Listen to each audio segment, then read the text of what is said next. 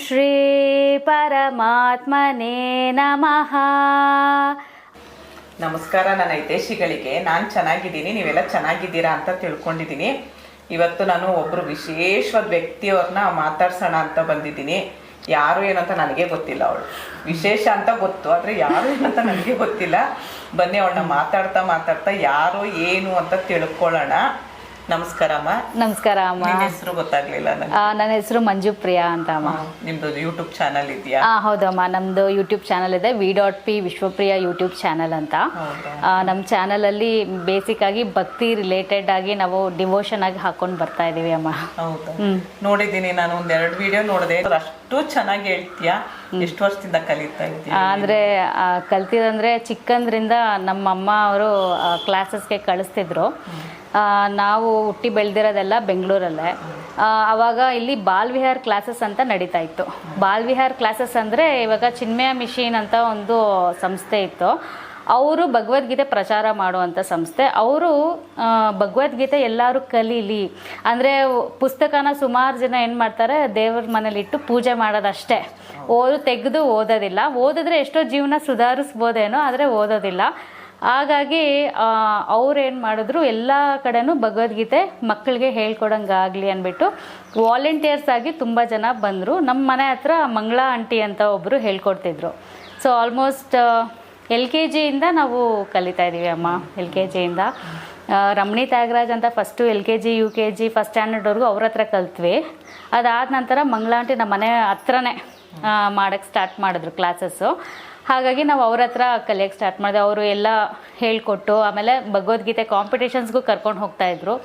ಕಾಂಪಿಟೇಷನಲ್ಲೂ ಎಲ್ಲ ಕಾಂಪಿಟೇಷನಲ್ಲೂ first prize ಬಂದಿದೆ. ಚಿನ್ಮಯ mission ಕಾಂಪಿಟೇಷನ್ನಲ್ಲಿ ಕಾನ್ಸಲೇಷನ್ಸ್ price ಬಂದಿದೆ. ಆಮೇಲೆ ಬೇರೆ ಸಂಸ್ಥೆಗಳು ಆರ್ಗನೈಸ್ ಮಾಡ್ತಾರೆ ಈ ಥರ ಭಗವದ್ಗೀತೆ ಕಾಂಪಿಟೇಷನ್ ಮಕ್ಳಿಗಾಗಿ ಅಂತ ಸ್ಕೂಲಿಂದ ಕರ್ಕೊಂಡು ಹೋಗ್ತಾಯಿದ್ರು. ಅಲ್ಲೆಲ್ಲ ಫಸ್ಟ್ ಪ್ರೈಸ್ ಬಂದಿದೆ ಅಮ್ಮ. ನನಗೂ ನಮ್ಮ ತಂಗಿಗೆ ಇಬ್ಬರಿಗೂ ಫಸ್ಟ್ ಪ್ರೈಸ್ ಭಗವದ್ಗೀತೆ ಕಾಂಪಿಟೇಷನಲ್ಲಿ ಬಂದಿದೆ. ಅಂದರೆ ಪೂರ್ತಿ ಚಾಪ್ಟರ್ನ ಚಾಂಟ್ ಮಾಡಬೇಕಾಗುತ್ತೆ. ಅಲ್ಲಿ ಚಾಂಟ್ ಮಾಡಿದವ್ರಿಗೆ ಫಸ್ಟ್ ಪ್ರೈಸ್. ಎಲ್ಲೂ ತೊದಲ್ಬಾರ್ದು, ನೀಟಾಗಿ ಉಚ್ಚಾರಣೆ ಮಾಡಿಬಿಟ್ಟು ಸ್ಪಷ್ಟವಾಗಿ ಹೇಳಿದವ್ರಿಗೆ ಪ್ರೈಸ್ ಕೊಡ್ತಾರಪ್ಪ. ನೀನೇನು ಓದಿದ್ಯಮ್ಮ? ನಾನು ಫಸ್ಟು ಸೈಂಟಿಸ್ಟ್ ಆಗಬೇಕು ಅಂತ ತುಂಬ ಆಸೆ ಇತ್ತು. ಏನಾದರೂ ಒಂದು ಸಮಾಜಕ್ಕೆ ಕಂಡು ಹಿಡಿಬೇಕು ಹೊಸದಂತ, ಏನಂತ ಗೊತ್ತಿಲ್ಲ, ಏನಾದರೂ ಒಂದು ಕಂಡು ಹಿಡಿಬೇಕು ಅಂತ. ಹೌದು. ಆವಾಗ ಹಂಗೆ ಓದ್ತಾ ಆಮೇಲೆ ಸೈನ್ಸ್ ತೊಗೊಂಡ್ರೆ ಸೈಂಟಿಸ್ಟ್ ಆಗ್ಬೋದು ಅಂತ ಗೊತ್ತಿತ್ತು ಅಷ್ಟೇ. ಹಾಗಾಗಿ ಸೈನ್ಸ್ ತೊಗೊಳ್ಳೋಣ. ನಮ್ಮಮ್ಮ ಅಂತ ಎಲ್ಲ ಹೇಳಿದ್ರು, ಸೈನ್ಸ್ ಓದಷ್ಟು ನಿಂಗೆ ಕೈಯಲ್ಲಿ ಆಗಲ್ಲ, ಬೇಡ ಅಂತ. ಇಲ್ಲ, ನಾನು ಸೈನ್ಸೇ ಓದಬೇಕು ಅಂದ್ಬಿಟ್ಟು ಸೈನ್ಸ್ ಓದಿದೆ. ಬಟ್ ಸೈನ್ಸಲ್ಲಿ ಅಷ್ಟು ಮಾರ್ಕ್ಸ್ ಎಲ್ಲ ಬಂದಿಲ್ಲ ಅಮ್ಮ.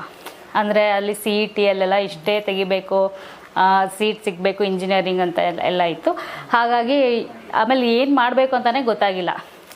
ಸೈನ್ಸ್ ಫೀಲ್ಡ್ ಇಲ್ಲ, ನಂಗೆ ಕಾಮರ್ಸ್ ತೊಗೊಳಕ್ಕೆ ಅಷ್ಟು ಇಷ್ಟ ಇರಲಿಲ್ಲ. ಹಾಗಾಗಿ ಪ್ರವಾಸೋದ್ಯಮ ಅಂತ ಒಂದು ಕೋರ್ಸ್ ಇದೆ, ಅದನ್ನು ಮಾಡಿ ಅಂತ ನಮ್ಮ ಗೊತ್ತಿರೋರೊಬ್ಬರು ಹೇಳಿದ್ರು. ಆವಾಗ ನಾವು ವಿಚಾರಿಸಿ KLE ಕಾಲೇಜಲ್ಲಿ ಅದು ಗೌರ್ಮೆಂಟ್ ಕೋರ್ಸ್ ಆಗಿತ್ತು. ಅಲ್ಲಿ ನಾವು ಸೇರಿಕೊಂಡು ಪ್ರವಾಸೋದ್ಯಮ course 5 years integrated masters in tourism administration ಮಾಡಿದ್ದೀನಮ್ಮ. ಬರೀ ಇದು ಟ್ರಾವೆಲ್ಸ್ ರಿಲೇಟೆಡ್ಡು, ಅಂದರೆ ಫ್ಲೈಟ್ ಬುಕ್ಕಿಂಗ್ ಇರ್ಬೋದು, ವೀಸಾಸ್ ಮಾಡೋದು, ಟ್ರಾವೆಲ್ ರಿಲೇಟೆಡ್ಡು ಪ್ರವಾಸೋದ್ಯಮ ಅಂತಲೇ ಒಂದು ಕೋರ್ಸು. ಅದರಲ್ಲಿ ನಮಗೆ ಫ್ರೆಂಚ್ ಹೇಳ್ಕೊಡ್ತಾರೆ, ಜರ್ಮನಿ ಲ್ಯಾಂಗ್ವೇಜ್ ಹೇಳ್ಕೊಡ್ತಾರೆ, ಕುಕ್ಕಿಂಗ್ ಮಾಡೋದು ಹೇಗೆ ಅಂತ ಹೇಳ್ಕೊಡ್ತಾರೆ. ಎಲ್ಲ ಸ್ವಲ್ಪ ಮನೆ ಹೆಂಗೆ ಮೇಂಟೈನ್ ಮಾಡಬೇಕು, ಕ್ಲೀನಾಗಿ ಹೆಂಗೆ ಇಟ್ಕೋಬೇಕು, ಅಂದರೆ ಕಂಪ್ಲೀಟ್ ಒಂದು ಮನೆ. ಹಾಗೆ ಪ್ರವಾಸೋದ್ಯಮ ಅಂದರೆ ಪ್ಲೇಸಸ್ಗೆ ಹೋದ್ಮೇಲೆ ಅಲ್ಲೆಲ್ಲ ನಮಗೆ ಇದು ಸ್ಟಡಿ ಟೂರ್ ಅಂತ ಇರ್ತಿತ್ತು. ಸ್ಟಡಿ ಟೂರಿಂದ ನಾವು ಸಿಂಗಾಪುರು, ಮಲೇಷ್ಯಾ ಅಲ್ಲೆಲ್ಲ ಹೋಗಿ ಅದ್ರದ್ದು ಟೂರ್ದು ಪ್ರಾಜೆಕ್ಟ್ ಎಲ್ಲ ಮಾಡಿ ಹೋಗಿದ್ದೀವಿ. ಅವಾಗ ಅವರೇ ಕಾಲೇಜಿಂದಾನೇ ಕರ್ಕೊಂಡು ಹೋಗಿದ್ರಿಂದ ನಾವು ಅವಾಗ ಹೋಗೋಕ್ಕಾಯ್ತು. ಹೋಗಿ ಬಂದು ಹಾಗಾಗಿ ಪ್ರವಾಸೋದ್ಯಮ ರಿಲೇಟೆಡ್ ನಾನು ಕೋರ್ಸ್ ಮಾಡಿರೋದು. ನಿನ್ನ ಮಕ್ಕಳು ಏನೂ ಹೇಳಿಲ್ಲ, ನಾನು ಕೇಳಕ್ಕೆ ನೀನೆಲ್ಲ ಬಡ ಬಡ ಬಡ ಬಡ ಅಂತ ಹೇಳ್ಬಿಟ್ಟೆ. ಮಕ್ಕಳು ಎಷ್ಟು ಜನ? ನಾನು 2014 ಮದುವೆ ಆಗಿದ್ದು. 2015 ನನ್ನ ಮಗಳು ಹುಟ್ಟಿದ್ಲಮ್ಮ. ಅವಳು ವಿನೀತಾ ಅಂತ. ಅವಳಿಗೆ ಇವಾಗ 9 ವರ್ಷ, 4th ಸ್ಟ್ಯಾಂಡರ್ಡ್ ಓದ್ತಾ ಇದ್ದಾಳೆ. ಈಗ ರೀಸೆಂಟಾಗಿ ನನ್ನ ಮಗ ಹುಟ್ಟಿದ್ದಾನೆ, ಅವ್ನಿಗೆ 1.25 ವರ್ಷ. ಇಬ್ಬರು ಮಕ್ಕಳು. ಅವನು ಮಾನಸ್ ವಸಿಷ್ಠ ರಾಜು ಅಂತ, ಇಬ್ಬರು. ಅದು ನನ್ನ ಮಗಳೇ ಸೆಲೆಕ್ಟ್ ಮಾಡಿರೋದು ಹೆಸರು, ಅವ್ರ ಅಕ್ಕನೇ. ಮತ್ತೆ ಮತ್ತಿದ್ದು ಪ್ರವಾಸೋದ್ಯಮ ಅಂತೆಲ್ಲ ಅದು ಇವಾಗ ಚೆನ್ನಾಗಿ ನಡೀತಾ ಇದೆಯಪ್ಪ ಏನಾದ್ರು? ಅಂದ್ರೆ ಫಸ್ಟ್ ಪ್ರವಾಸೋದ್ಯಮ ಕೋರ್ಸ್ 5 ವರ್ಷ ಮಾಡಿರೋದು. 3 ವರ್ಷ ಡಿಗ್ರಿ ಮಾಡಬೇಕು, ಆಮೇಲೆ 2 ವರ್ಷ ಬಂದು ನಾವು ನಮಗೆ ಮಾಸ್ಟರ್ ಡಿಗ್ರಿ ಥರ ಕೊಡ್ತಾರೆ. ಅದು ಕೊಟ್ಟಾದ್ಮೇಲೆ ಕಾಲೇಜಿಂದಾನೇ ಕ್ಯಾಂಪಸ್ ಸೆಲೆಕ್ಷನ್ ಇತ್ತು. ಸೊ ಕ್ಯಾಂಪಸ್ ಸೆಲೆಕ್ಷನಲ್ಲಿ ಇಡೀ ಕಾಲೇಜಲ್ಲಿ ನಾನು ಮತ್ತೆ ಇನ್ನೊಬ್ಬರು ಸೆಲೆಕ್ಟ್ ಆದ್ವಿ, 3 ಜನ ಏನೋ ಸೆಲೆಕ್ಟ್ ಆದ್ವಿ.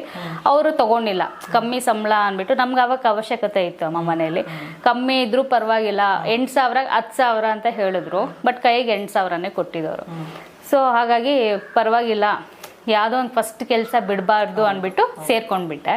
ಅಲ್ಲೂ ಒಂದು 5 ವರ್ಷ ಕೆಲಸ ಮಾಡಿದೆ. ಮಿಸ್ಟಿಫ್ಲೈ ಅಂತ ಹೇಳಿ ಅದು ಕಂಪನಿ ಹೆನ್ನೂರು ಕ್ರಾಸಲ್ಲಿ ಇವಾಗಿದೆ. ಅಲ್ಲಿ 5 ವರ್ಷ ಕೆಲಸ ಮಾಡಿದ್ಮೇಲೆ ನಮ್ಮಪ್ಪ ತೀರೋದ್ರು. ಮಗು ಹುಟ್ಟಿ ಅಲ್ಲಿವರೆಗೂ ಅಲ್ಲೇ ಇದ್ದೆ, ಮದುವೆ ಆಗಿ ಮಗು ಆಗೋವರೆಗೂ ಅಲ್ಲೇ ಇದ್ದೆ. ಪ್ರೆಗ್ನೆನ್ಸಿಯಲ್ಲೂ ಹೋಗಿದ್ದೀನಿ ಕೆಲಸಕ್ಕೆ. ಮಗು ಆದಮೇಲೆ 7 ತಿಂಗಳಿಗೆ ನಮ್ಮ ತಂದೆ ತೀರೋದ್ರು. ಆವಾಗ ಕೆಲಸ ಬಿಡೋ ಪರಿಸ್ಥಿತಿಯಲ್ಲಿ ಬಂತು. ಯಾಕಂದರೆ ಒಬ್ಬರಿಗೆ ನಮ್ಮಮ್ಮ ಕೈಲೂ ಮ್ಯಾನೇಜ್ ಮಾಡೋಕ್ಕಾಗ್ತಾ ಇರಲಿಲ್ಲ ಅವಾಗ. ಸರಿ ಅಂದ್ಬಿಟ್ಟು ನಮ್ಮಮ್ಮ ಹೇಳಿದ್ರು ಕೆಲಸ ಬಿಡಬೇಡ ಹೋಗು ಅಂತ, ಬಟ್ ನನ್ನ ಡಿಸಿಷನಿಂದ ನಾನು ಬಿಟ್ಟೆ. ಹಾಂ, ಆಮೇಲೆ ಮನೇಲೇ ಮಾಡೋಣ ಅಂತ ಏನೇನೋ ಮಾಡಿದೆ ಕೆಲಸ. ಬೇರೆ ಕಂಪ್ನಿ ಜಾಯ್ನ್ ಆಗಿ ವರ್ಕ್ ಫ್ರಮ್ ಹೋಮ್ ವರ್ಕ್ ಆಗ್ತಾ ಇಲ್ಲ, ಯಾಕಂದರೆ ಮಗು ತುಂಬ ಹಠ ಮಾಡ್ತಾ ಇತ್ತು ಮನೇಲಿ. ಅದು ಕಾನ್ಸಂಟ್ರೇಟ್ ಆಗ್ತಾ ಇರಲಿಲ್ಲ, ದುಡ್ಡು ಬರ್ತಾ ಇರಲಿಲ್ಲ ಅದರಿಂದ. ಆವಾಗ ನಾನು ಬೇರೆ ಕಂಪನಿ ಜಾಯ್ನ್ ಆದೆ, ಡ್ರೀಮ್ಸ್ ನ್ಯಾವಿಗೇಟರ್ ಅಂತ.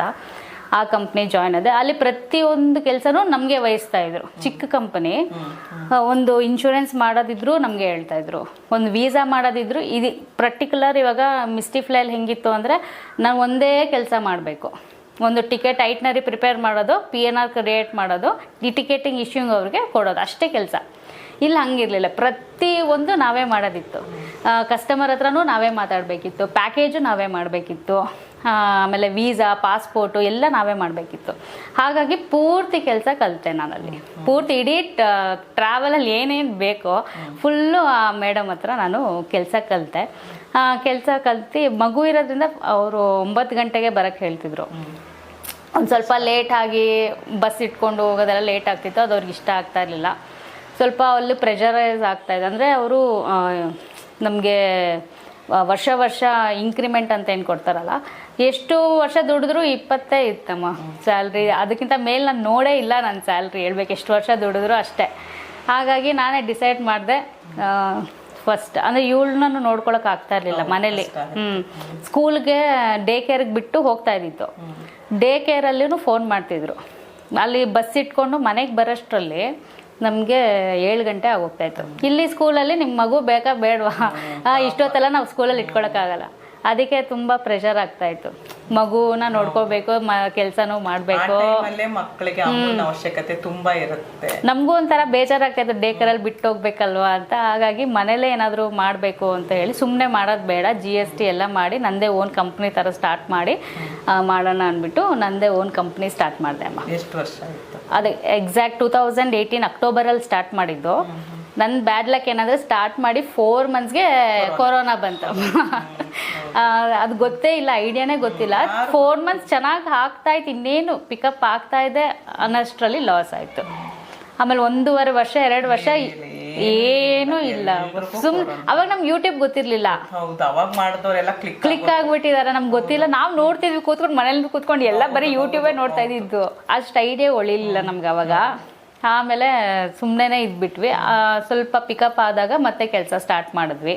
ಹಂಗೆ ಮಾಡ್ತಾ ಸ್ವಲ್ಪ ಇವಾಗ ನಮ್ಮ ಹಸ್ಬೆಂಡು ಸಪೋರ್ಟ್ ಮಾಡ್ತಾ ಇದ್ದಾರೆ. ಅವರು ಕೆಲಸ ಬಿಟ್ಟು ನಮ್ಮ ಹತ್ರನೇ, ನಮ್ಮ ಜೊತೆ ಇಬ್ರು ಒಂದೇ ಮಾಡ್ತಾ ಇದ್ದೀವಿ. ಯೂಟ್ಯೂಬು ಪ್ಲಸ್ ಪ್ರವಾಸೋದ್ಯಮ ಮಾಡ್ತಾ ಇದ್ದೀವಿ. ಮಾಡ್ಬೇಕಂತ ಈಗ ಅನಿಸ್ತು. ಇವಾಗ ಅದೇ ಒಂದು ಕೆಲಸ ಸಾಕಾಗ್ತಿತ್ತಲ್ವಾ ನಿಮಗೆ? ಹೌದು, ಅದೇ ಜಾಸ್ತಿ ಬರುತ್ತೆ ಕೆಲಸ. ಅದ್ರ ಜೊತೆಲಿ ಪ್ಯಾಷನ್ ಆಗಿ ನಾವು ಮಾಡಬೇಕು ಅಂತ. ಅಂದರೆ ಒಂದು ಮೂವಿ ನೋಡ್ಕೊಂಡು ಬಂದೆ ನಾನು. ಅದರಲ್ಲಿ ನಮ್ಮ ಹಿಸ್ಟ್ರಿನೇ ಕರೆಕ್ಟಾಗಿಲ್ಲ ಅಂತ ತೋರಿಸಿದ್ರು. ನಾವು ಓದಿರೋದೇ ಬೇರೆ. ನಾವು ಓದಿದಾಗ ಟಿಪ್ಪು ಸುಲ್ತಾನೇ ಗ್ರೇಟು, ಅವನು ಮೈಸೂರಿನ ರಾಜ, ಅದೆಲ್ಲ ಈ ಥರ ನಾವು ಓದ್ಕೊಂಡು ಬಂದಿರೋದು. ಹೈದರಾಲಿ ಗ್ರೇಟು, ಆ ಥರ ನಾವು ಓದ್ಕೊಂಡು ಬಂದಿರೋದು. ಆದರೆ ಎಲ್ಲ ಉಲ್ಟಾ, ನಾವು ಓದಿರೋದೇ ಉಲ್ಟಾ, ಇರೋ ನಿಜಾಯಿತಿನೇ ಬೇರೆ. ಸೊ ಹಿಸ್ಟ್ರಿನೇ ಫುಲ್ಲು ಚೇಂಜ್ ಮಾಡಿ ನಮ್ಗೆ ಹೇಳ್ಕೊಟ್ಬಿಟ್ಟಿದ್ದಾರೆ. ನಾವು ಪೆದ್ರ ಥರ ಕ್ವಶನ್ ಮಾಡ್ದಿರೋ ಎಲ್ಲ ಕಲ್ತ್ಕೊಂಡ್ಬಿಟ್ಟಿದ್ದೀವಿ. ಹಾಗಾಗಿ ನನಗೆ ಆ ಮೂವಿ ನೋಡಿ ಅನಿಸ್ತು, ಅಲ್ಲ ನನಗೆ ಏನು ಗೊತ್ತಿದೆಯೋ, ನಾನು ಓದಿರೋ ಪುರಾಣ ಕಥೆಗಳಿರ್ಬೋದು. ಅದೇ ಯಾಕಂದರೆ ಇವಾಗ ಫಿಲಮಲ್ಲಿ ಒಂದು ಪೌರಾಣಿಕ ಕತೆ ತೆಗೆದ್ರೂ ಕೂಡ ಕಂಪ್ಲೀಟ್ ಆಗಿ ಅವ್ರು ತೋರ್ಸಕ್ ಆಗಲ್ಲಮ್ಮ.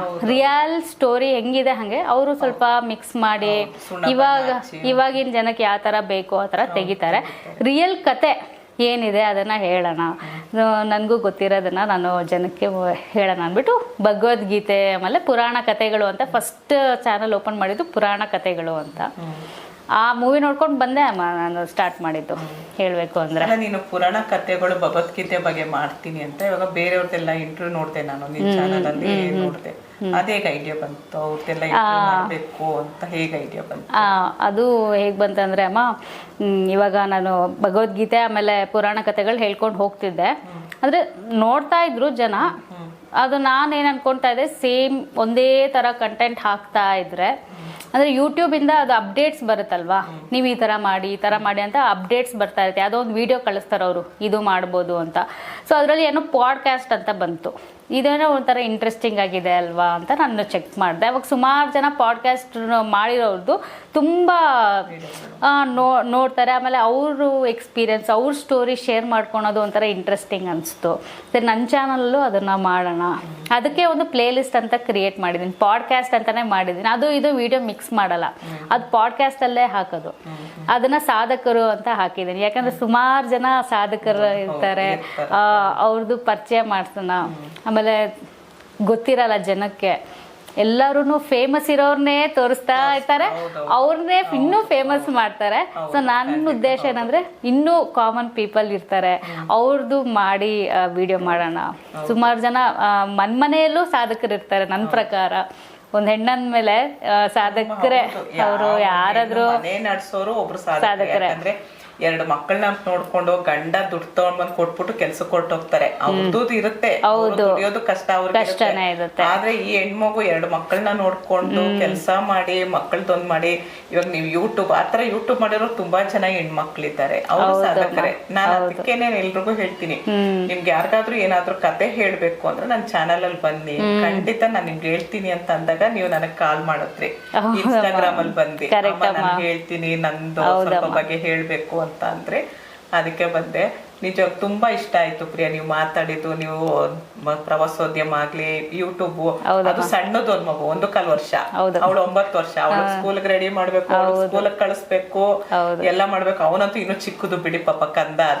ಅದನ್ನ ನೋಡ್ಕೊಂಡು ಯೂಟ್ಯೂಬ್ ಮಾಡ್ಕೊಂಡು ಪ್ರವಾಸೋದ್ಯಮ ಮಾಡ್ಕೊಂಡು ಅಂದ್ರೆ ನೀವು ಸಾಧಕರೇ ಹೇಳ್ಬೇಕು ಅಂತ ಅಂದ್ರೆ ನಮ್ಮಮ್ಮ ತುಂಬಾ ಸಪೋರ್ಟ್ ಮಾಡ್ತಾರೆ. ಅಮ್ಮ ನಾವು ಈ ತರ ಮಾಡ್ತಾ ಇದೀವಿ ಅಂತ ಹೇಳಿದಾಗ ನಮ್ಮಮ್ಮ ತುಂಬಾ ಸಪೋರ್ಟ್ ಮಾಡ್ತಾರೆ. ಮೊದ್ಲಿಂದಾನು ಸಪೋರ್ಟ್ ತುಂಬಾ, ನಮ್ಮಮ್ಮನೇ ಸಪೋರ್ಟ್. ನಾವು ಎಲ್ಲೋ ಬೇರೆ ಕಡೆ ಇದ್ವಿ, ಈ ಕಡೆ ಬಾಡಿಗೆ ಮನೆ ಇಲ್ಲ, ನೀವು ಇಲ್ಲೇ ಬರ್ಬೇಕು, ಅವಾಗ ಬಾಡಿಗೆ ಕಟ್ಟಾಗುತ್ತಲ್ಲ, ನಿಮ್ಗೆ ಇನ್ನೊಂದು ಏನಕ್ಕಾದ್ರೂ ಉಪಯೋಗ ಆಗುತ್ತೆ ಅಂತ ಹೇಳಿ ನಮ್ಮಮ್ಮ ತುಂಬಾ ಸಪೋರ್ಟ್ ಮಾಡ್ತಾರೆ. ಆಮೇಲೆ ಅಡುಗೆ ವಿಚಾರದಲ್ಲೂ ಅಷ್ಟೇ ಅಮ್ಮ, ಇವಾಗ ಒಂದು ಸಾರು ಆಗಿರ್ಬೋದು, ಸಾರು ಮಾಡ್ತಾರೆ, ನಾವು ಅನ್ನ ಮಾಡ್ಕೊಳ್ಳೋದಾಗ್ಲಿ ಒಂದೊಂದ್ಸರಿ ಅದು ಮಾಡ್ಬಿಟ್ಟಿರ್ತಾರೆ ನಮ್ಮಮ್ಮ.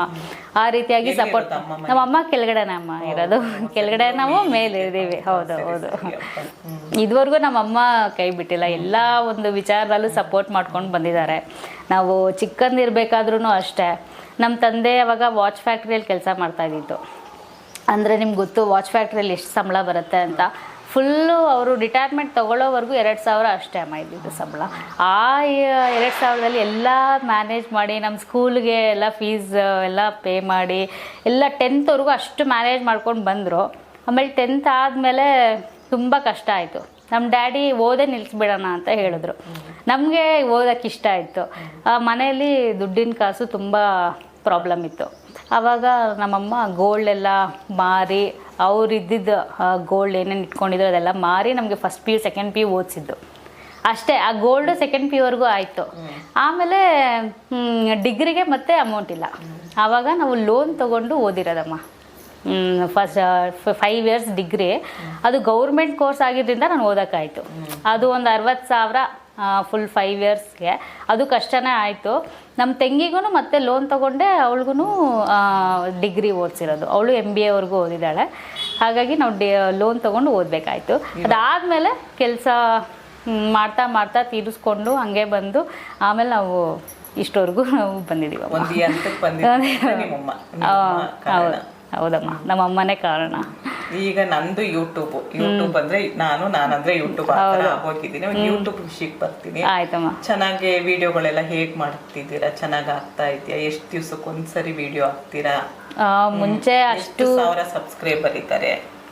ಇವಾಗ ಒಂದು 3,500 ಸಬ್ಸ್ಕ್ರೈಬರ್ಸ್ ಇದ್ದಾರೆ ಅಪ್ಪ. ಫಸ್ಟು ಸ್ಟಾರ್ಟ್ ಮಾಡಿದಾಗ ಏನು ಅಂತಲೇ ಗೊತ್ತಿಲ್ಲ.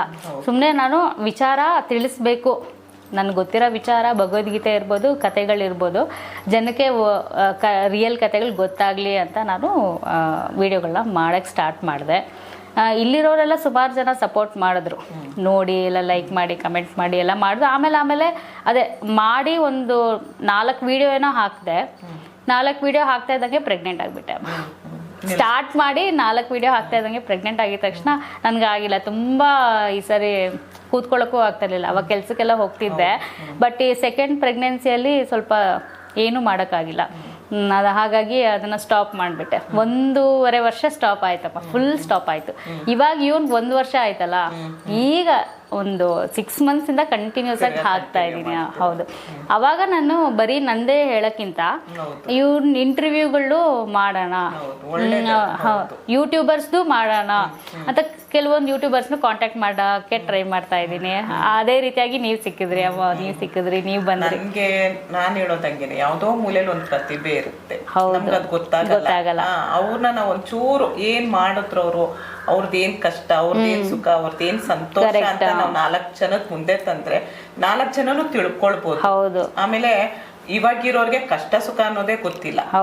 4 ಲಕ್ಷ ಸಂಬಳ ತಗೊಂಡ್ ಬಂದ್ರು ತಿಂಗಳು ಕೊನೆಗೆ 100 ರೂಪಾಯಿ ಇರಲ್ಲ ಅವ್ರ ಹತ್ರ. ಆ ಲೋನು ಈ ಲೋನ್. ಅವಾಗ ನೀವ್ ಹೇಳಿದ್ರೆ ಅಪ್ಪ 2,000 ರೂಪಾಯಿ ಸಂಬಳ ತಂದ್ರೆ ನಾವು ಓದ್ತಾ ಇದ್ವು, ಮನೆಗ್ ನಡೆಸ್ಕೊಂಡು ಎಲ್ಲ ಅಂತ. ಇವಾಗ 2,000 ರೂಪಾಯಿ ಒಂದಿನಕ್ಕೆ ಯಾರಿಗೂ ಖರ್ಚಿಗೆ ಸಾಲ. ಆ ತರ ಪರಿಸ್ಥಿತಿ ಇದೆ. ಆ ಕಷ್ಟದಿಂದ ಬಂದಿರೋರ್ದು ವಿಡಿಯೋ ಮಾಡಾಕಿದ್ರೆ ಜನಕ್ಕೆ ನೋಡಿ ಇಂತನೂ ಈ ತರ ಕಷ್ಟ ಅಂತ ಅನ್ಕೊಳ್ತಾರೆ. ಹೌದೌದು.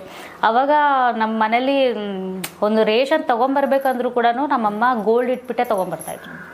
ನಮ್ಮ ಅಮ್ಮಂಗೆ ಏನಂದ್ರೆ ಮಕ್ಕಳು ಹೊಟ್ಟೆ ಹಸ್ಕೊಂಡು ಇರಬಾರ್ದು, ಹಾಗಾಗಿ ಗೋಲ್ಡ್ ಇಟ್ಬಿಟ್ಟೆ ತಗೊಂಡ್ ಬರ್ತಾ ಇದ್ರು ನಮ್ಮಮ್ಮ.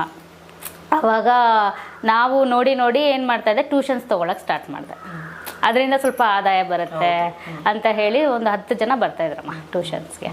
ಆಮೇಲೆ ಇನ್ನೊಬ್ರು ಮಲ್ಲಿಕಾ ಆಂಟಿ ಅಂತ ಇದ್ದಾರೆ, ಅವರು ಸಪೋರ್ಟ್ ಮಾಡಿದ್ರು. ಅವರು ಡ್ರಾಯಿಂಗ್ ಕ್ಲಾಸ್ ಎಲ್ಲ ಹೇಳ್ಕೊಡ್ತಾರೆ, ನೀನು ನಮ್ಮ ಡ್ರಾಯಿಂಗ್ ಕ್ಲಾಸ್ಗೆ ಬಂದು ಹೇಳ್ಕೊಡು ಟ್ಯೂಷನ್ನು, ಇನ್ನೂ ಅಷ್ಟು ಜನ ಸಿಗ್ತಾರೆ ಟ್ಯೂಷನ್ಗೆ ಅಂತ ಹೇಳಿ ಅಲ್ಲೂ ಹೋಗಿ ಟ್ಯೂಷನ್ ಹೇಳ್ಕೊಡ್ತಾ ಇದ್ದೆ. ಕೆಲವರು ಮನೆಗೆ ಬಂದು ಪಾಠ ಹೇಳ್ಕೊಡು ಅಂತ ಹೇಳ್ತಾ ಇದ್ರು. ಸೊ ಬೆಳಗ್ಗೆ 6 ಗಂಟೆಗೆ ಎದ್ದು ಅಲ್ಲಿ ಹೋಗಿ ಟ್ಯೂಷನ್ ಹೇಳ್ಕೊಟ್ಟು ಆಮೇಲೆ ಕಾಲೇಜ್ಗೆ ಹೋಗ್ತಾ ಇದ್ದೆ. ಆಮೇಲೆ ಕೆಲ್ಸಕ್ಕೆ ಹೋಗ್ಬೇಕಾದ್ರೂ ಹಾಗೆ ಕೆಲಸ ಮುಗಿಸಿದ ತಕ್ಷಣ ಬೇಗ ಬಂದುಬಿಡ್ತಾ ಇದೆ. ಅಷ್ಟರಲ್ಲಿ ಮಕ್ಳಿಗೆ ಕೂತ್ಕೊಂಡ್ಬಿಟ್ಟಿರ್ತಿದ್ರು. ಬಂದಿದ ತಕ್ಷಣ ಇವ್ರಿಗೆಲ್ಲ ಪಾಠ ಹೇಳ್ಕೊಟ್ಟು ಸೊ ಆ ಥರ ಟ್ಯೂಷನ್ನು ಇದು ಮಾಡ್ಕೊಂಡ್ವಿ. ಆವಾಗ ಕಾಲೇಜ್ಗೆ ಹೋಗಬೇಕಾದ್ರೂ ಅಷ್ಟೇ, ಏನಾದರೂ ಒಂದು ಪಾರ್ಟ್ ಟೈಮ್ ಜಾಬ್ ಥರ ಏನಾದರೂ ಕಾಲಿಂಗ್ ಮಾಡೋದು ಅದ್ಯಾವುದೋ ಇರುತ್ತಲ್ವ ಆ ಥರ. ಆಮೇಲೆ ಪಾಸ್ಪೋರ್ಟ್ ಮಾಡೋದು. ಸೊ ಅವಾಗನೇ ಯಾವುದಾದ್ರೂ ಒಂದು ಪಾಸ್ಪೋರ್ಟ್ಸ್ ಮಾಡಿಕೊಡ್ತಿದ್ದೆ. ಅವಾಗ ತುಂಬ ಕಷ್ಟ ಆಗ್ತಾಯಿತ್ತು, ಸಿಸ್ಟಮ್ ಇರಲಿಲ್ಲ, ಮೊಬೈಲ್ ಇಲ್ಲ. ಬಟ್ ಅಪಾಯಿಂಟ್ಮೆಂಟ್ ತೊಗೋಬೇಕಿತ್ತು ಪಾಸ್ಪೋರ್ಟು. ಆವಾಗ ಪಾಸ್ಪೋರ್ಟ್ ಅಪಾಯಿಂಟ್ಮೆಂಟ್ಗೆ ಅಂತ ಸುಮಾರು ಮನೆಗಳಿಗೆ ಹೋಗಿ ನಾನು ಬೇಡ್ಕೊತಾ ಇದ್ದೆ, ಸಿಸ್ಟಮ್ ಕೊಡಿ ಅಂತ. ಅದು ಬೆಳಗ್ಗೆ ಅವಾಗ 6 ಗಂಟೆಗೆ ತೊಗೋಬೇಕಿತ್ತು ಅಪಾಯಿಂಟ್ಮೆಂಟು. ಆಮೇಲೆ ಅಲ್ಲಿ ಹೋಗಿ ಅಪಾಯಿಂಟ್ಮೆಂಟ್ ತೊಗೊಂಡು ಅವ್ರಿಗೆ ಕೊಡಬೇಕಿತ್ತು. ಅದರಿಂದ ಸ್ವಲ್ಪ ಬರ್ತಾಯಿತ್ತು ಆದಾಯ. ಅಂದರೆ ಸಿಸ್ಟಮ್ ಇಲ್ದಿರೋ ಕಾರಣ ಅದನ್ನು ಬಿಟ್ಬಿಟ್ಟೆ. ಆಮೇಲೆ ಕೆಲ್ಸಕ್ಕೆ ಹೋದ್ಮೇಲೆ ಒಂದು ನಮ್ಮಪ್ಪ ತೀರೋಗಿ ನಾನು ಬೇರೆ ಕೆಲಸ ಬಿಟ್ಟ ಮೇಲೆ ನನ್ನ ಓನಾಗಿ ಮನೇಲೇ, ಆಮೇಲೆ ಎಲ್ಲೂ ಹೋಗಿಲ್ಲ, ಮನೇಲೇ ಮಾಡಿಕೊಂಡು ಅದ್ರ ಜೊತೆಲಿ ಇವಾಗ ಯೂಟ್ಯೂಬು ಇದು 2 ಮಾಡ್ಕೊಂಡು ಇದೀವಿ ಅಮ್ಮ. ಯೂಟ್ಯೂಬ್ ಮಾನಿಟೈಸ್ ಆಗಿದೆಯಮ್ಮ? ಯೂಟ್ಯೂಬ್ ರೀಸೆಂಟಾಗಿ ಮಾನಿಟೈಸ್ ಆಯ್ತಮ್ಮ. ರೀಸೆಂಟಾಗಿ ಆಯಿತು. ಅಂದರೆ ಇನ್ನೂ ಏನೂ ಅವರು ಪಿನ್ ಆಗಲಿ ಇಲ್ಲ ಏನು ಆ ಥರ ಇನ್ನೂ ಕೈಗೆ ಏನೂ ಬಂದಿಲ್ಲ. ಮಾನಿಟೈಸೇಷನ್ ಆಯಿತು, congratulations, welcome to YPP program ಅಂತ ನಮಗೆ ಕಳಿಸಿದ್ರು, ಮೆಸೇಜ್ ಕಳಿಸಿದ್ರು. $100 ಆದ್ಮೇಲೆ ಬರುತ್ತೆ. $100 ಆದ್ಮೇಲೆ ನಾನು ಎಲ್ರಿಗೂ ಹೇಳೋದಿದ್ದೇನೆ, $100 ಆಗಿದ ತಕ್ಷಣ ನನ್ನ ಅಕೌಂಟ್ಗೆ ಹಾಕ್ಬಿಡ್ಬೇಕು. ಓಕೆನಾ? ನಾನು ಎಲ್ರಿಗೂ ಇದೆ ಹೇಳೋದು, ಡಾಲರ್ ಬೇಕಾಗ್ಲಿ ನಾನು ಕೊಟ್ಬಿಡಿ ಅಂತ ಕೊಡ್ಬೇಕು. ಹಂಗೆ ಹೇಳ್ಬೇಕು, ಅನ್ಬೇಕು. ಇಲ್ಲ, ಒಳ್ಳೇದಾಗ್ಲಮ್ಮ. ನಿಜ ಎಲ್ರು ಕೊರೋನಾದಲ್ಲಿ ನನಗೂ ಹಾಗೆ ಹೇಳಿದ್ರು, ನೀವು ಕೊರೋನಾದಲ್ಲಿ ಮಾಡಿದ್ರೆ ಇನ್ನೂ ತುಂಬಾ ಬೇಗ ಇಟ್ಟಾಗ್ತಿದ್ರಿ ಅಂದ್ರು. ಅದು ಯಾವ್ಯಾವ ಟೈಮಲ್ಲಿ ಏನೇನ್ ಆಗ್ಬೇಕು ಅದೇ ಆಗ್ಬೇಕು ನಾವ್ ಅನ್ನೋದು. ಅವಾಗ ಅಷ್ಟು ತಲೆ ಒಳಿಲ್ಲಮ್ಮ. ಅವಾಗ ಯಾರಿಗೂ ಅಷ್ಟು ಗೊತ್ತಾಗ್ತಾ ಇರ್ಲಿಲ್ಲ, ನಾವು ಸುಮ್ನೆ ಮನೇಲಿ ಇರ್ತಾ ಇತ್ತು. ಅವಾಗ ಇನ್ನೂ ಫ್ರೀ ಇದ್ವಮ್ಮ, ಮಕ್ಳುನು ಒಂದೇ ಮಗು ಇತ್ತು, ಮಾಡ್ಬೋದಿತ್ತು. ಅಂದ್ರೆ ಒಂದ್ ಹೇಳ್ತೀನಿ ಪ್ರಿಯಾ, ಯಾವ್ಯಾವ ಟೈಮಲ್ಲಿ ಏನೇನೆ, ಇವಾಗ ನೀನು ನಾನು ಹಿಂಗ್ ಕೂಡ್ತೀವಿ ಹಿಂಗ್ ಮಾತಾಡ್ತೀವಿ ಅಂತ ಅನ್ಕೊಂಡೇ ಇರ್ಲಿಲ್ಲ, ನಿನ್ನೆವರೆಗೂ ಗೊತ್ತಿಲ್ಲ ಅಲ್ವಾ? ಇವತ್ತು ಈ ತರ ಆಯ್ತು. ಹಂಗೆ ಯಾವ ಟೈಮಲ್ಲಿ ಏನ್ ಗಳಿಗೆ ಕುಡ್ ಬರುತ್ತೆ ಏನೋ, ಅದು ಏನ್ ಆಗ್ಬೇಕು ಅದೇ ಆಗೋದು. ನಾವು ಸುಮ್ನೆ ಅಯ್ಯೋ ಹಂಗಾಗ್ಬೇಕಿತ್ತು, ಅಯ್ಯೋ ಹಿಂಗಾಗ್ಬೇಕಿತ್ತು ಅಂತೆಲ್ಲ ಸುಮ್ನೆ ನಾವ್ ಅನ್ಕೊಳ್ಳೋದು ಅಷ್ಟೇನೆ. ದೇವ್ರು ಏನೇನ್ ಬರ್ದಿರ್ತಾನ ಅದೇ ಆಗೋದೇನೆ ಅಷ್ಟೇ.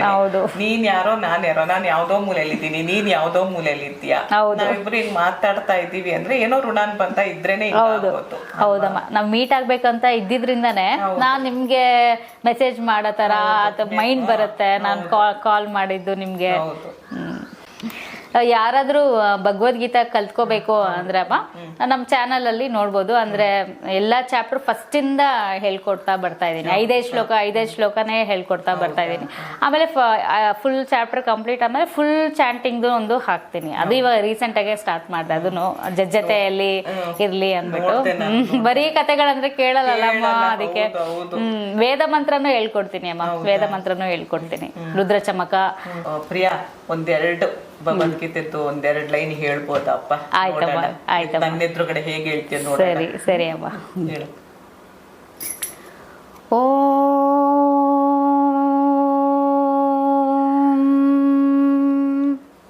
ಓಂ ಶ್ರೀ ಪರಮಾತ್ಮನೇ ನಮಃ. ಅಥ ಪ್ರಥಮೋಧ್ಯಾಯಃ. ಧೃತರಾಷ್ಟ್ರ ಉವಾಚ ಧರ್ಮಕ್ಷೇತ್ರೇ ಕುರುಕ್ಷೇತ್ರೇ ಸಮವೇತಾಯುಯುತ್ಸವಃ ಮಾಮಕಾ ಪಾಂಡವಾಶ್ಚೈವ ಕಿಮಕುರ್ವತ ಸಂಜಯ. ಸಂಜಯ ಉವಾಚ ದೃಷ್ಟ್ವಾ ತು ಪಾಂಡವಾನೀಕಂ ವ್ಯೂಢಂ ದುರ್ಯೋಧನಸ್ತದಾ ಆಚಾರ್ಯಮುಪಸಂಗಮ್ಯ ರಾಜಾ ವಚನಮಬ್ರವೀತ್. ತುಂಬಾ ಚೆನ್ನಾಗಿ ಹೇಳ್ದೆ ಪ್ರಿಯ. ಥ್ಯಾಂಕ್ಸ್ ಅಮ್ಮ. ಇನ್ನು ಕೇಳ್ತಾನೆ ಇರ್ಬೇಕು ಅಂತ ಅನಿಸ್ತು ನನಗೆ, ಅಷ್ಟು ಚೆನ್ನಾಗಿ ಹೇಳ್ದೆ ಅಮ್ಮ. ಥ್ಯಾಂಕ್ಸ್ ಅಮ್ಮ. ಇದು ರುದ್ರ ಪ್ರಶ್ನ ಅಮ್ಮ. ಹೇಳಪ್ಪ. ಓ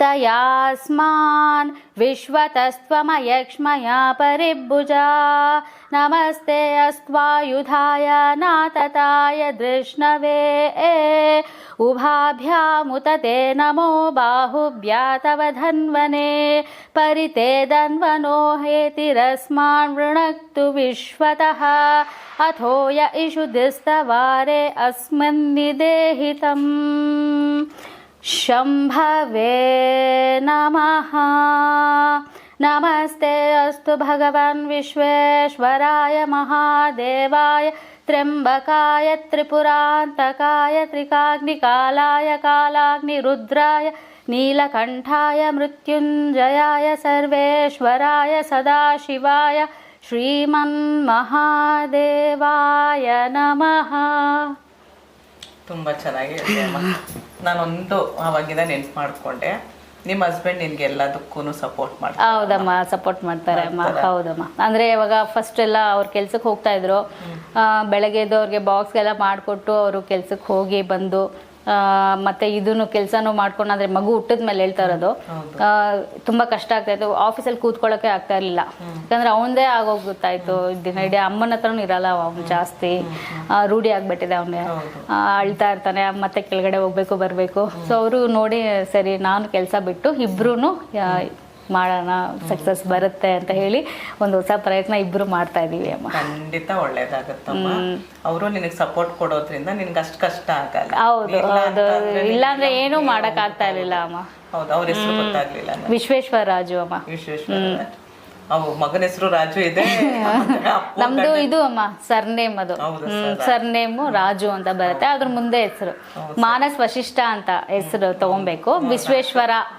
ವಿಶ್ವೇಶ್ವರ ರಾಜು ಅನ್ನೋ ಸರ್ನೇಮ್. ಸರಿ ಸರಿ ಅಪ್ಪ, ನಿಜವಾಗ್ಲೂ ನನಗೆ ಬಂದಿದ್ದಕ್ಕೂ, ಅಷ್ಟು ದೂರದಿಂದ ಬಂದಿದ್ದಕ್ಕೂ ತುಂಬಾ ಖುಷಿ ಆಯ್ತು. ನಿನ್ ಭಗವದ್ಗೀತೆ ಮತ್ತೆ ನನ್ಗಿದೊಂದೇನೋ ಹೇಳಕ್ ಬರಲ್ಲ, ರುದ್ರಾಜ್ ಪ್ರಶ್ನೆ ಅಂತೆ, ಅದೊಂದು ಹೇಳಿದ್ದು ನಿಜವಾಗ್ಲೂ ತುಂಬಾ ಖುಷಿ ಆಯ್ತು. ನೀನ್ ಅನ್ಕೊಂಡಿದ್ದ ಕೆಲ್ಸ ಎಲ್ಲ ಕೈ ಕೂಡ್ಲಿ, ಎಲ್ಲ ಒಳ್ಳೇದಾಗ್ಲಿ. ನಿಮ್ ಮಕ್ಕಳಿಗೆ, ನಿಮ್ ಯಜಮಾನ್ರಿಗೆ ಇಲ್ಲ ಬಂದ್ರೆ ಕೇಳ್ದೆ ಅಂತ ಹೇಳಮ್ಮ. ಅವ್ರನ್ನೂ ಇದ್ದಿದ್ರೆ ನೋಡ್ಕೊಂಡು ಹೋಗ್ಬೋದಿತ್ತು, ಕೇಳ್ದೆ ಅಂತ ಹೇಳಪ್ಪ. ನನ್ ಜೊತೆ ನಿನ್ ಟೈಮ್ ಕೊಟ್ಬಿಟ್ಟು ಮಕ್ಕಳನ್ನ ಅಮ್ಮನ ಹತ್ರ ಬಿಟ್ಬಿಟ್ಟು ನಂಗೆ ತುಂಬಾ ಅಂದ್ರೆ ತುಂಬಾ ಖುಷಿ ಆಯ್ತು. ಅಮ್ಮನಿಗೆ ಬೇರೆ ಹುಷಾರಿಲ್ಲ ಏನೋ ಸ್ವಲ್ಪ ಅಂತ ಅಂದೆ, ಅದೇ ಕಾಲ್ ನೋವು ಯಾವಾಗೂ. ಹೌದಾ, ಅಮ್ಮನ ಹತ್ರ ಬಿಟ್ಬಿಟ್ಟು ನನ್ನ ಹತ್ರ ಮಾತಾಡ್ತಾ ಇದ್ದಿದ್ದಕ್ಕೆ ನಿಜವಾಗ್ಲೂ ನಿನ್ ಕೈ ಮುಗಿಬಾರ್ದು ನನಗೆ ತಿಳ್ಕೊಡು. ಆದ್ರೆ ನಿನ್ ಶ್ಲೋಕಗಳೆಲ್ಲ ಅಷ್ಟು ಹೇಳಿದಕ್ಕೆ ನಿಜವಾಗ್ಲೂ ಕೈ ಮುಗ್ದಿ ನಿನಗೆ ನಮಸ್ಕಾರ ಮಾಡ್ತಾ ಇದೀನಿ. ನೀನ್ ಅನ್ಕೊಂಡಿರೋ ಕೆಲಸ ಎಲ್ಲ ಚೆನ್ನಾಗಾಗ್ಲಿ. Thank you. ಎಲ್ಲ ರೀತಿಲೂ ಆಗ್ಲಿ. ನಿಮ್ಗೂನು ನಿಮ್ ಚಾನಲ್ಗೂ ತುಂಬಾ ಸಪೋರ್ಟ್ ಸಿಗ್ಲಿ ಅಂತ ನಾನು ಕೇಳ್ಕೊಂತೀನಿ ಅಮ್ಮ.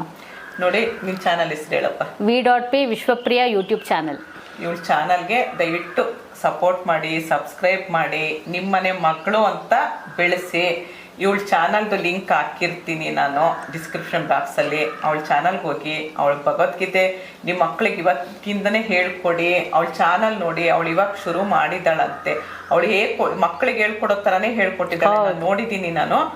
ಸಣ್ಣದೇ ಮಾಡಿರೋದು, ತುಂಬಾ ದೊಡ್ಡ ಇವಾಗ ಹೇಳಿದ್ಲಲ್ಲ ಅಷ್ಟುದ್ದ ಎಲ್ಲ ಹೇಳಲಿಲ್ಲ ಅವಳು, ಸ್ವಲ್ಪನೇ ಹೇಳಿದ್ದಾಳೆ.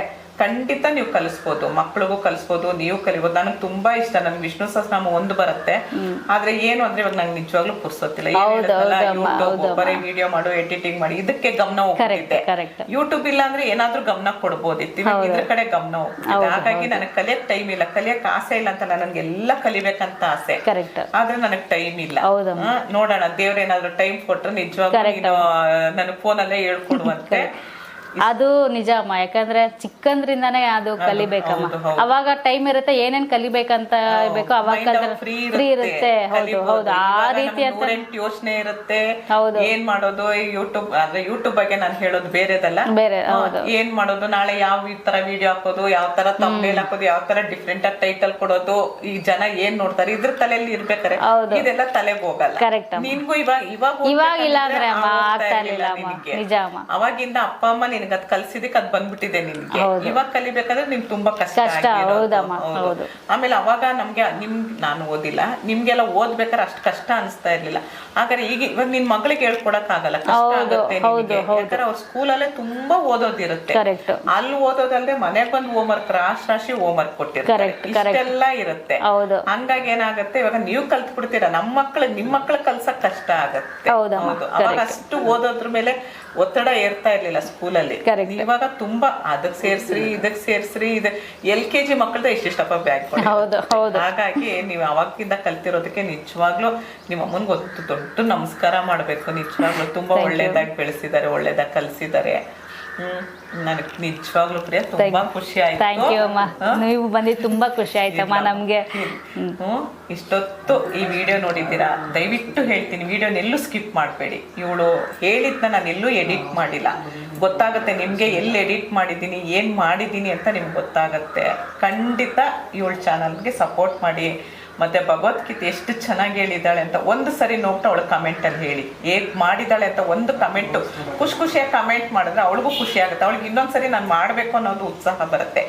ನೀವು ಒಂದ್ 4-5 ಜನ ಪ್ರಿಯಾ ನೀನ್ ಚೆನ್ನಾಗಿ ಮಾಡಿದೀಯಮ್ಮ, ಅವಳ ಹೆಸರು ಮಂಜು ಪ್ರಿಯಾ ಅಂತ, ನಾನು ಪ್ರಿಯಾ ಅಂತ ಕರಿತೀನಿ.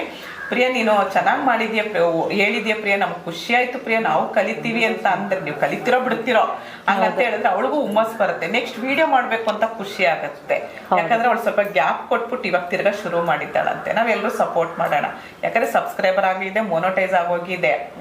ಅವಳ ಚಾನಲ್ ನಾವು ಸಪೋರ್ಟ್ ಮಾಡೋಣ ಅಂತ ಹೇಳಿ ನಿಮ್ಮ ಹತ್ರ ಎಲ್ಲರ ಹತ್ರನೂ ಕೇಳ್ಕೊಳ್ತಾ ಇದ್ದೀನಿ. ಇಷ್ಟೊತ್ತು ಈ ವಿಡಿಯೋ ನೋಡಿದಕ್ಕೆ ತುಂಬಾ ತುಂಬಾ ತುಂಬಾ ಧನ್ಯವಾದಗಳು. Thank you Priya. Thank you ಅಮ್ಮ. ನಮಸ್ತೆ ಅಮ್ಮ. Thank you. ನಮಸ್ತೆ ಅಪ್ಪ.